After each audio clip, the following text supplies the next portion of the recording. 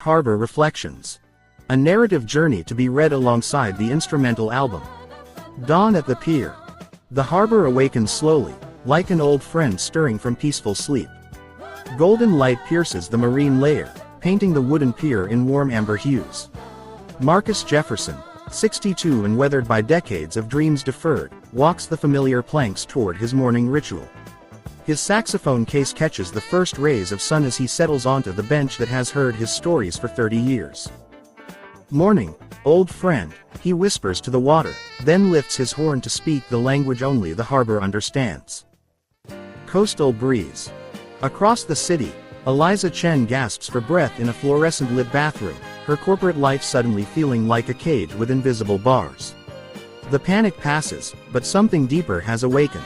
She follows her feet towards salt air and possibility, drawn by an instinct older than ambition. At Harbor Cup Cafe, Maya serves healing in ceramic mugs, herself a refugee from the corporate world, tattooed with anchors and hope. The body knows before the mind admits it, she says, watching Eliza discover what it means to breathe freely again. Cargo ships and memories.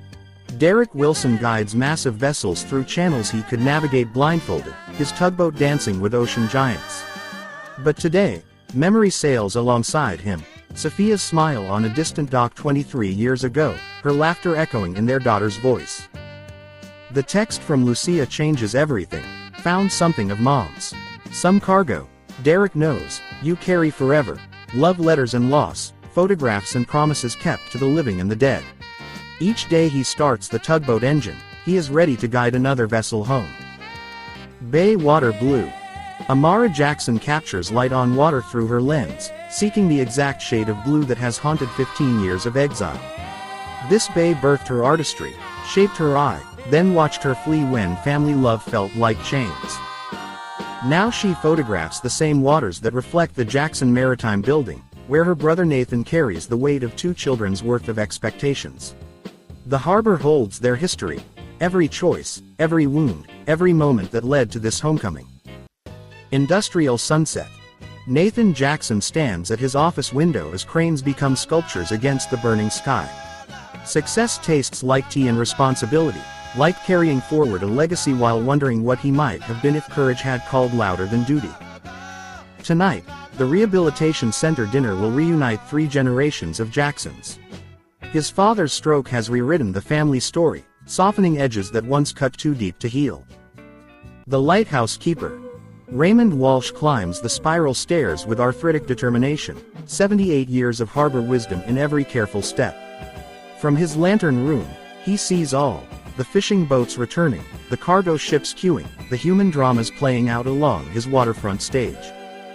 Marcus arrives for their Tuesday ritual, saxophone and friendship the only compass they need. Something for healing, Raymond requests. Something for finding your way home in the dark. Foghorns in the distance. Fog erases the boundaries between water and sky, between past and present. Lucia Wilson reads her mother's journal by lamplight, discovering love letters to a man she's only known as a widowed father.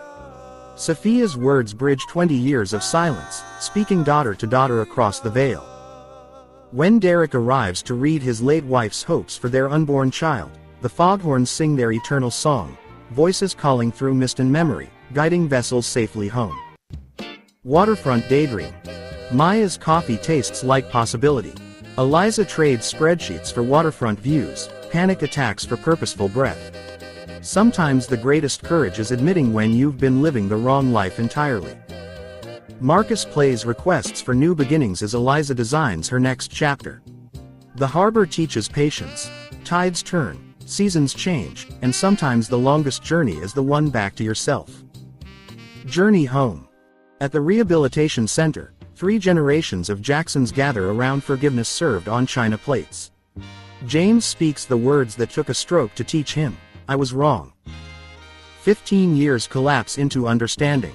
Amara places her book on the table, Waters of the World, and promises the next one, Waters of Home. Nathan reaches across decades of silence. Margaret sees her family whole again. Through the windows, harbor lights create golden pathways on dark water as a ship's horn sounds 3 long notes, The same signal that welcomed Derek home to Sophia, the same call that now welcomes the Jacksons back to each other.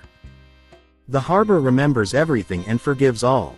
In the end, we are all vessels seeking safe harbor, following lights that guide us home. The end. Each chapter section corresponds to the album's track progression, creating a complete multimedia experience of music, words, and imagery. Be well and enjoy. Stanley Scott Jr. You can buy the Harbor Reflections t-shirts and hoodies at my TikTok shop at Biscott. Buy the music novel soundtrack on Bandcamp at Biscott. Buy the novel on Kindle ebook or Amazon.com paperback. Buy the audiobook on Google Play Store or Google Books.